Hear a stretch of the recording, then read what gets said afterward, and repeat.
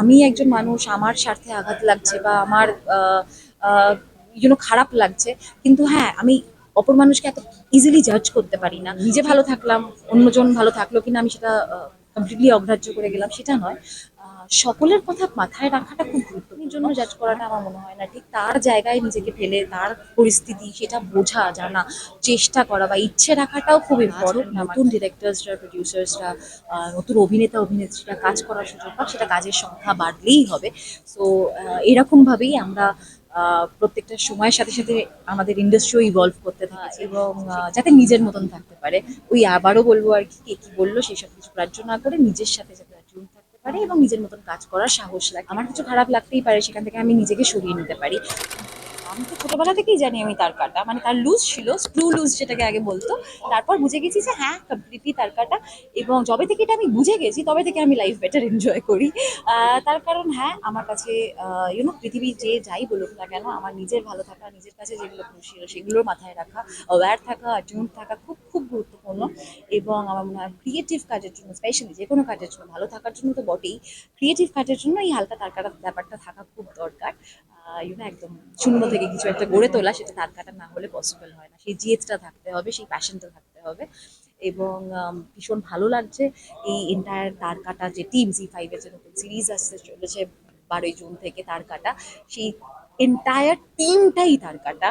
এবং সেই কারণেই মনে হয় এত সুন্দর একটা কাজ পসিবল হয়েছে। ভীষণ এনজয় করেছি কাজটা এবং এই কাজটা নিয়ে আমরা ভীষণ আশাবাদী। বিক্রমের সঙ্গে একদম ক্যারিয়ারের শুরুতে কাজ করেছে যেমনটা বললেন। আজকের দিনে কাজ করে কি মানে একটু ডিফারেন্স পেলে কি ভালো লাগছে?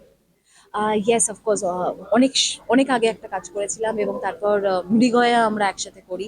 এবং আজকেও যখন ওকে সেটে দেখছি, the way he has evolve, যে পরিমাণ পরিশ্রমও করে এবং ডেডিকেটেড থাকে, যেভাবে যত্ন নিয়ে, এবং শুধুমাত্র এখানে তো স্পেশালি অ্যাজ আ প্রডিউসার ওকে অনেকগুলো বিষয় মাথায় নিয়ে কাজ করতে হয়েছে, অনেকগুলো মানুষকে একসাথে নিয়ে কাজ করতে হয়েছে। সো যেভাবে he is open to learning new things and exploring himself, that is remarkable. এবং আমি জানি যে এত বছর ধরে সাস্টেন করা এরকম কঠিন একটা ইন্ডাস্ট্রিতে ইটস নট ইজি। তো যে করতে পারছে, যে থ্রাইভ করছে, তাকে রেসপেক্ট না করে কোনো উপায়ই নেই। So I have immense respect for his journey.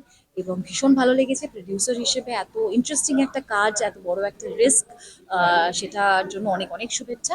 এবং আগামী দিনে ওর থেকে অ্যাক্টর হিসেবে, প্রডিউসার হিসেবে অনেক অনেক এক্সপেকটেশনস থাকবে। এত সহজ কি বলছে তার কারণ নামটা শুনে is too young to understand it এই মুহূর্তে, বাট এই সিরিজটা ডেফিনেটলি আমি ওকে দেখাবো। এবং I am also like waiting for his feedback.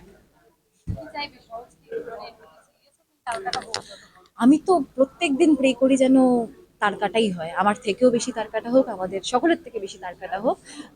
এবং যাতে নিজের মতন থাকতে পারে। ওই আবারও বলবো আর কি, কে কি বললো সেসব কিছু গ্রাহ্য না করে নিজের সাথে যাতে অ্যাটিউন থাকতে পারে এবং নিজের মতন কাজ করার সাহস রাখে। চাইবো যে হ্যাঁ ও তার কাটাই হোক। আজকের দিনে দাঁড়িয়ে একটা মানুষের মধ্যে কোন কোন বিষয়গুলো থাকা ভীষণ জরুরি একটা হিউম্যান হয়ে ওঠা যাতে হিউম্যানিটি বাদে কোন কোন ক্যারেক্টারিস্টিক্স থাকা ভীষণ জরুরি? Compassion, definitely. কম্প্যাশন ছাড়া ভালো মানুষ হয়ে গেছে কিনা জানি না গো, মানে অবজার্ভ করা এবং অবজার্ভ যেটা করলাম তার থেকে শেখা। আমি একজন মানুষ, আমার স্বার্থে আঘাত লাগছে বা আমার খারাপ লাগছে, কিন্তু হ্যাঁ আমি অপর মানুষকে এত ইজিলি জাজ করতে পারি না। সেইটুকুনির জন্য জাজ করাটা আমার মনে হয় না ঠিক। তার জায়গায় নিজেকে ফেলে তার পরিস্থিতি সেটা বোঝা, জানা, চেষ্টা করা বা ইচ্ছে রাখাটাও খুব ইম্পর্ট্যান্ট আমার কাছে। সো নিজে ভালো থাকলাম, অন্যজন ভালো থাকলো কিনা আমি সেটা কমপ্লিটলি অগ্রাহ্য করে গেলাম সেটা নয়। সকলের কথা মাথায় রাখাটা খুব গুরুত্বপূর্ণ। আমার কিছু খারাপ লাগতেই পারে, সেখান থেকে আমি নিজেকে সরিয়ে নিতে পারি, কিন্তু তার কি পরিস্থিতি সেটাও তো বোঝা দরকার। তো সেখান থেকে এই একটু আন্ডারস্ট্যান্ডিং হওয়া, একটু কম্প্যাশন অ্যান্ড নিজের ভালো থাকার জন্য ডেফিনেটলি অ্যাম্বিশন এবং নিজের সাথে অ্যাওয়ারনেস বা জন্য থাকাটা আবার বলবো, তো সেটা খুব ক্রুশিয়াল। তো এই মুহূর্তে দাঁড়িয়ে টলিউডের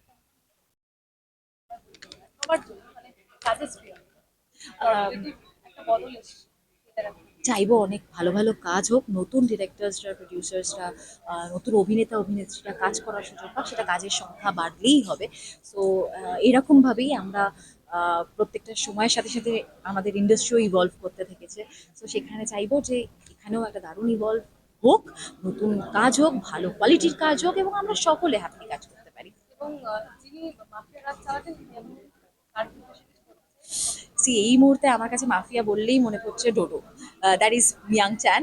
সো আমরা আজকে এত সুন্দর একটা কাজ নিয়ে কথা বলতে এসেছি, লেটস টেক টু দ্যাট। তার কাটা আসছে 12ই জুন জি5-এ, জি5 বাংলায়। প্লিজ সাবস্ক্রাইব টু জি5 অ্যান্ড ওয়াচ ইট। আর আমি শিওর এনজয় করবেন আপনারা, আমাদেরকে জানান কেমন লাগলো। Thank you.